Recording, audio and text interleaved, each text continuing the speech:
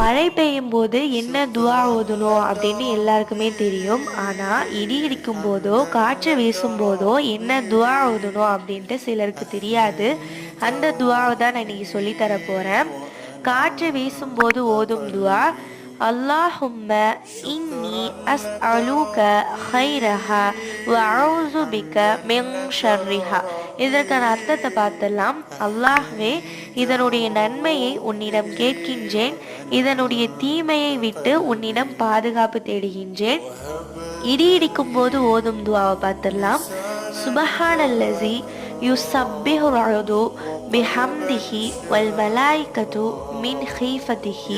இதற்கான அர்த்தத்தை பார்த்துடலாம். அல்லாஹ்வை பரிசுத்தப்படுத்துகின்றேன், இடியும் அவனை புகழ்ந்து பரிசுத்தப்படுத்துகின்றது, மழக்குகளும் அவனை பயந்து புகழ்கின்றார்கள்.